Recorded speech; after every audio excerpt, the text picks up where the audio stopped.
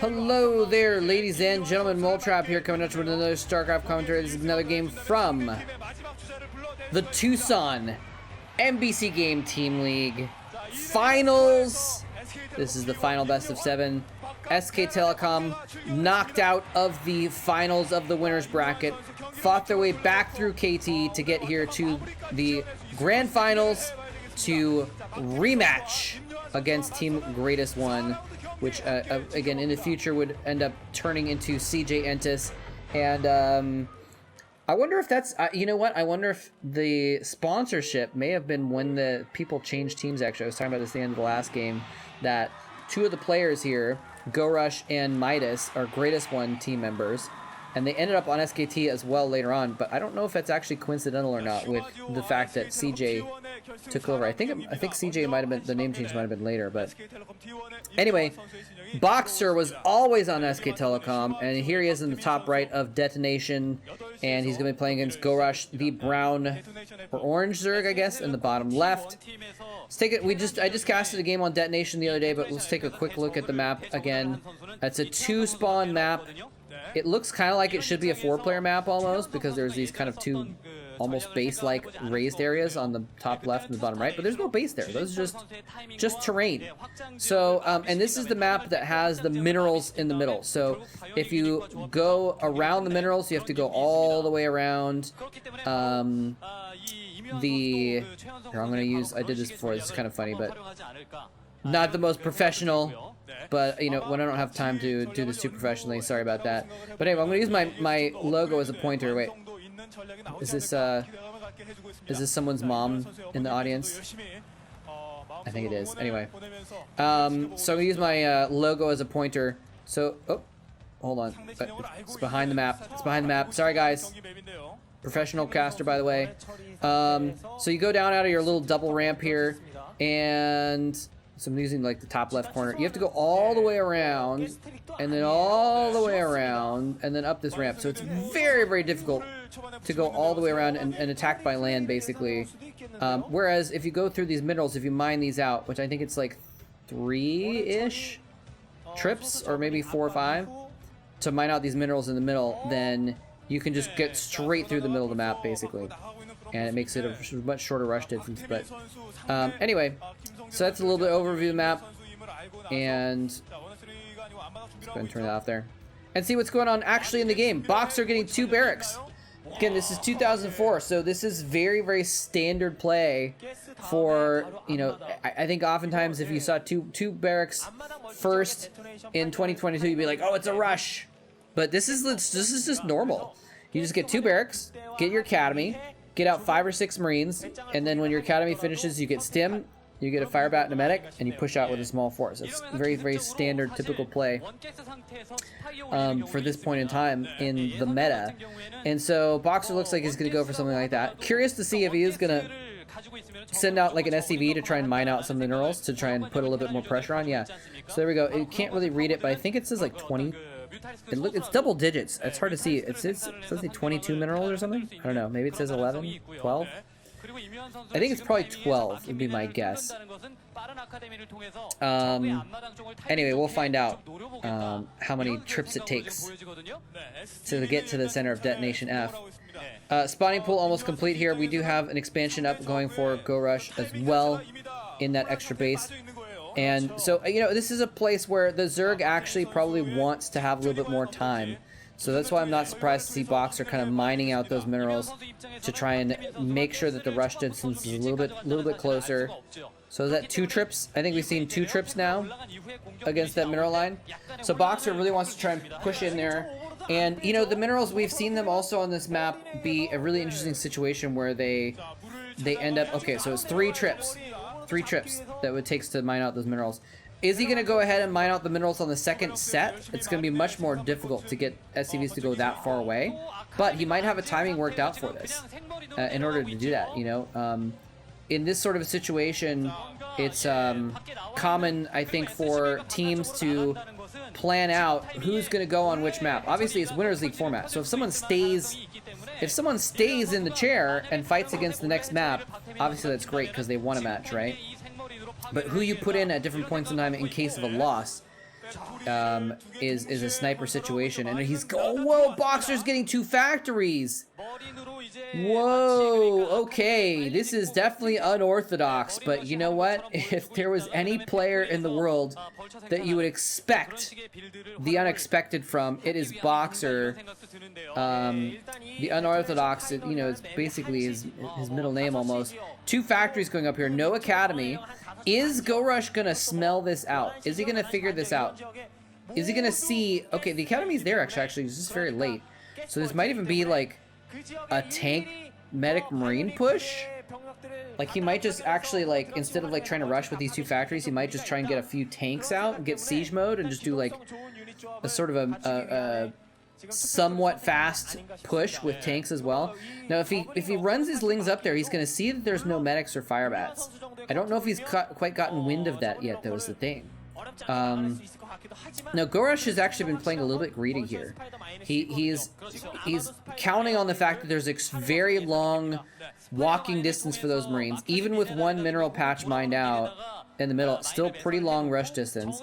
So he's kind of counting on that. He's been somewhat greedy, and he's gotten only a few Zerglings and a lot of drones, and so a Hydro's done as well. He's actually going to go into quick lurkers, I think, unless he's kind of figured out what's going on. He's like, all right, I need some Hydralisks to deal with some vultures that could be coming out here. It's actually not tanks, ladies and gentlemen. It's vultures. He's researching mines right now is what we're probably going to see here. And 4 vultures are going to be coming out on the map here very soon. And GoRush, does he have the lings in place to spot this? The lings have kind of moved out of the way. He's got 1 in the middle to spot that location, and now he sees it. Ling's gonna pop very quickly, but he probably did get wind of that regardless. GoRush is actually mining out his own minerals in the middle, so he's actually opened up a spot for these vultures to get in. He's desperately trying to make a sunken colony of this natural. He's gonna try and force... He's going to try to defend, and those Hydras were actually turned into lurkers. He didn't know this was coming, I think, or else he would have more Hydras. He's popping out lings. He's going to try and make a sunken colony, but I mean, actually, I guess lurkers are going to be okay against these vultures because they can't shoot the lurkers once they burrowed, obviously. And he's got barely enough Zerglings to kind of shield the space between, to make sure that he can't just run the vultures by the lurkers. Otherwise, that could be a danger. He could just run by and kill the drones, because lurkers obviously are stationary when they're doing damage. Is Boxer going to expand to the top left? That'd be kind of an interesting spot to expand to. But anyways, so it looks like Boxer's now saying, okay, well, I can't really do the damage that I wanted to. These lurkers are just going to be too... Oh, he chases down 1 lurker and kills it off, though. These lurkers are vulnerable when they're just walking along, and without any Hydralisks, the vultures are going to be more than a match for them. So lurker's moving out into the map. He's trying to get some sort of more strategic... Oh, is he going to do a slow lurker drop? Wow, this is... You gotta love 2004 StarCraft sometimes, ladies and gentlemen, because you see the most bonkers things sometimes.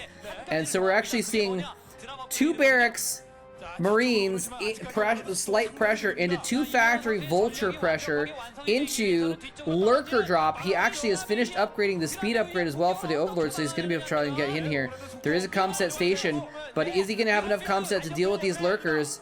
Is he going to have the forces to deal with the lurkers? He spotted it. There's a single tank out. Is he going to be able to respond in time? He's not going to be able to kill the Overlord. These lurkers are going to pop out. It's all going to be down to if he can actually respond quick enough to the actual lurker drop. And he's not going to drop the lurkers.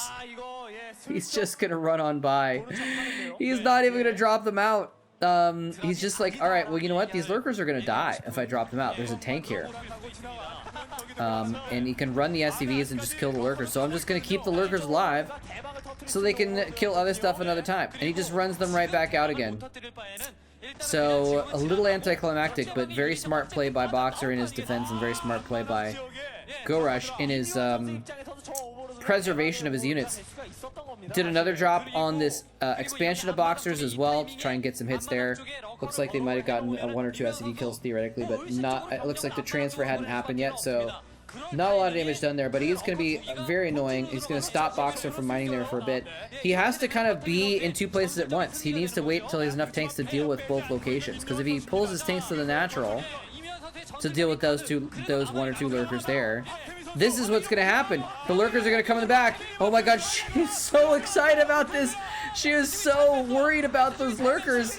I couldn't tell if she was excited or worried for Boxer in that situation, but she was so emotional. It was actually amazing. And the lurkers are going to go ahead and drop down there. It looks like I actually didn't see if one of the lurkers died, but it was taking tank fire. He pulled his SCVs away, so there wasn't too much damage done there. And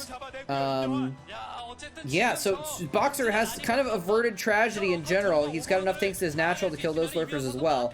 So the lurker threat has kind of been neutralized, but what has GoRush been doing in the background in the meantime is the question. He's been building up Hydralisks, while Boxer is building up tanks and medic marines. I don't think this looks good, honestly, for GoRush right now.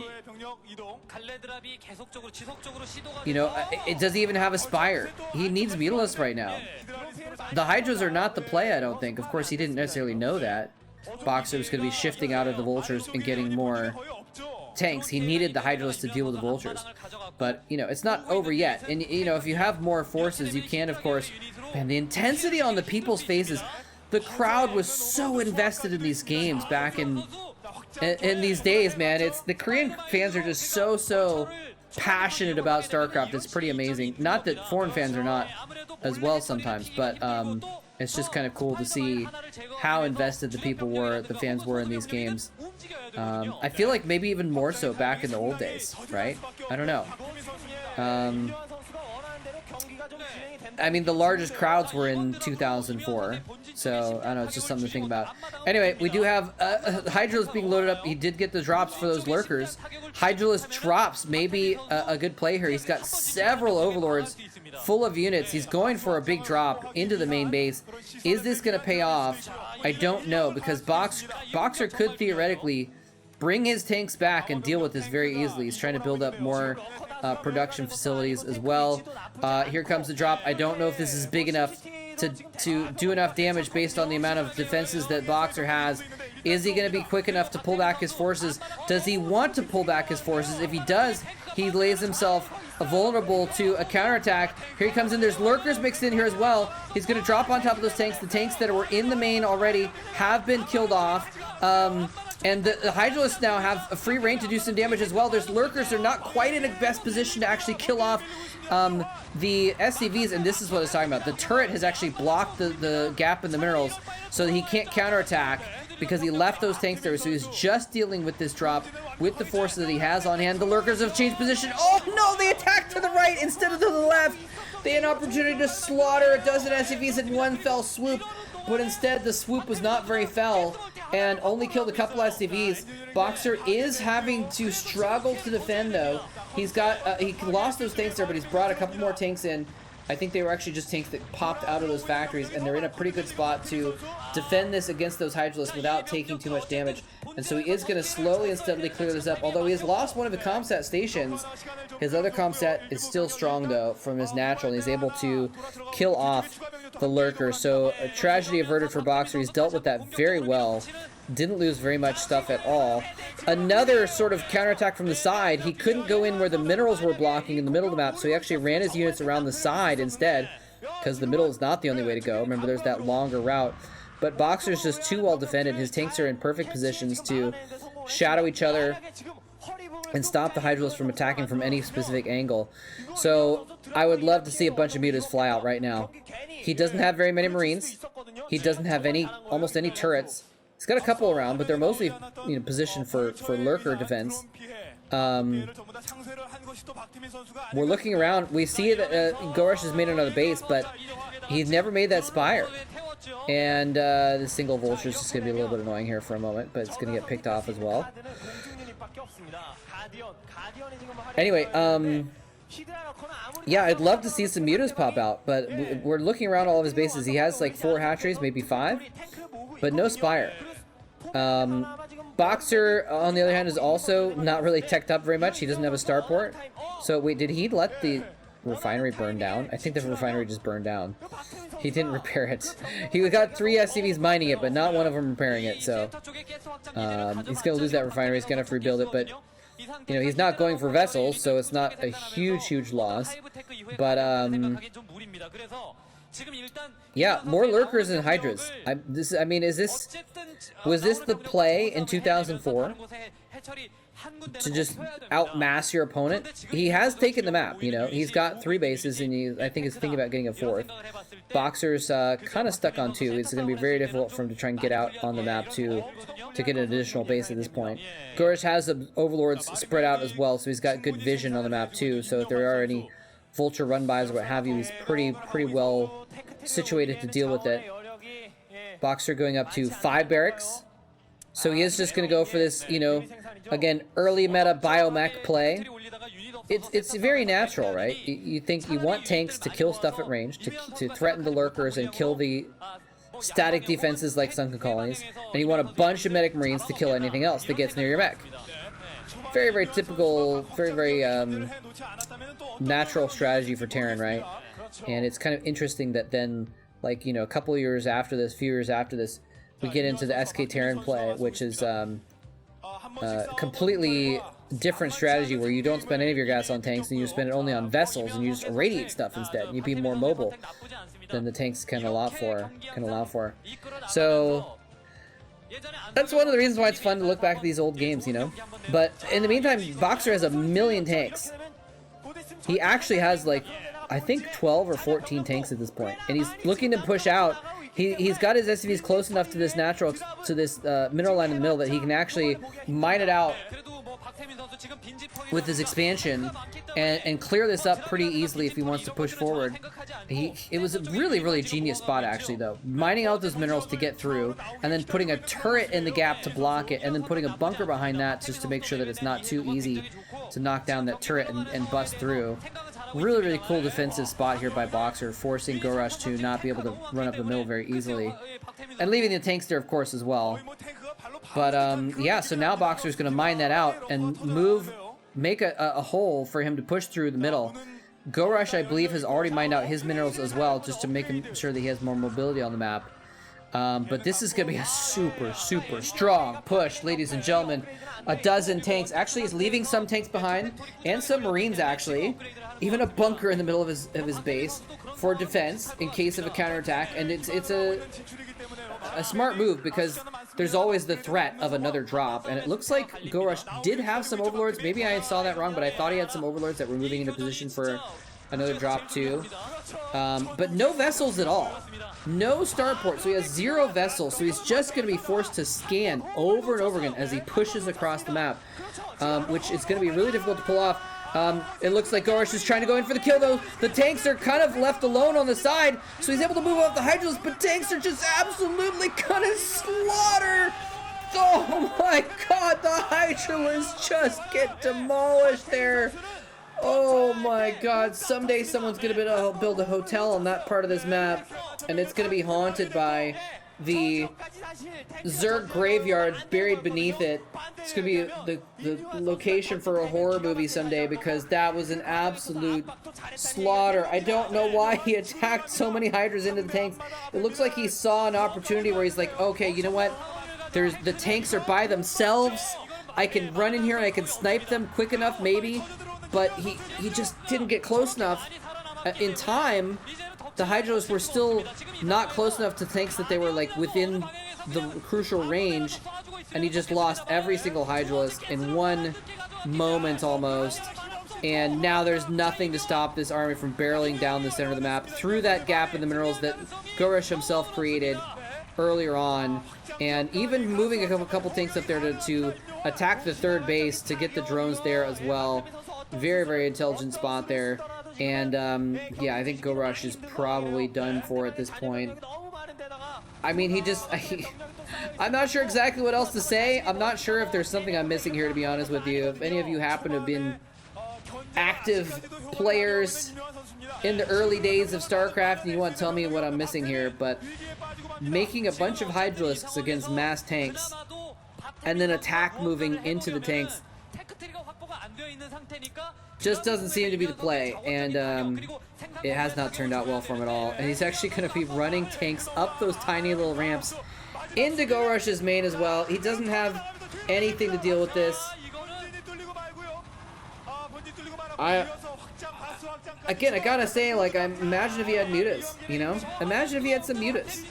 He could have picked off some of these tanks. Going for more lurkers, again, not the play against tanks. They're good against the medic marines, but just not working out for him. So again, we're going back and forth. Back and forth. There's the GG. Boxer taking the game. Boxer taking the game. Very, very cool build. The two barracks play into two factory vultures responded to with lurker drops, which was responded to with tanks. And then the response chain fell apart, and GoRush responded to the tanks and the medic marines with more hydralisks, which was not the best move for him, and obviously in hindsight. But you know, it's possibly could have pulled something off.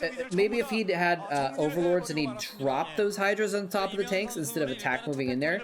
And you could see. Let's see if I can get back to the right spot. Actually, he kind of like, where was that moment? Where's that moment? He's pushing out here. Before this. Before that. Not sure where it is. Is this it? No, this is after it.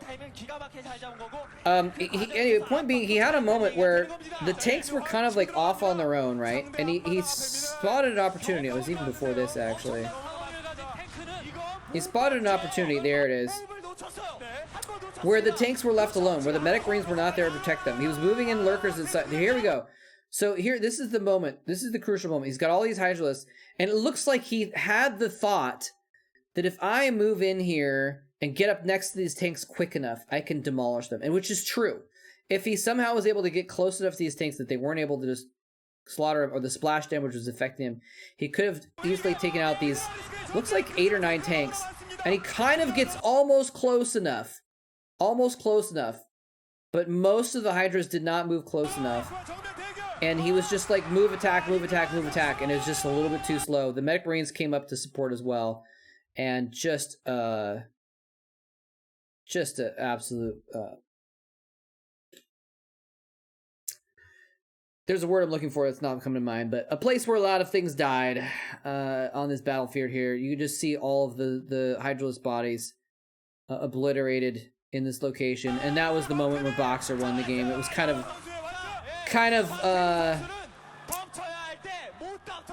ordained after that point, but just an absolute slaughter there of hydralisk. And he almost, like I said, he almost had the right idea. If he maybe just moved the hydras a little bit closer, if he had overlords there to drop them. And also, I think maybe the marines were not as occupied with the lurkers as he thought as well. I mean, and again, he's having to coordinate. Look at the minimap. He's having to coordinate like eight control groups of units with lurkers and hydras and lings, all from different angles at the same time. This is not an easy thing to make happen correctly. GoRush is, you know, one of the few players that could maybe even pull it off, but he just doesn't quite pull it off well enough. So too many of the hydralisks are kind of on attack move, and he gets some of them in close, and they do get some splash damage on the other tanks, but just not enough there. And the SK Telecom fans are going wild as well. So anyway, Boxer takes another game. They're just trading back and forth, back and forth, back and forth. And so I think it's going to make the series tied up. So I think they're going to send out Zelos, if I remember correctly, to go up against Boxer, because Boxer's going to stay there and you know, battle whoever's going to come out next. So I think it's going to be a TVT next. We're going to find out. I might be wrong about that, actually. So obviously you'll find out when the next game comes out. It'll be titled with the name of the players. So hope you enjoyed this one, though, ladies and gentlemen. Thanks very much for watching. GG.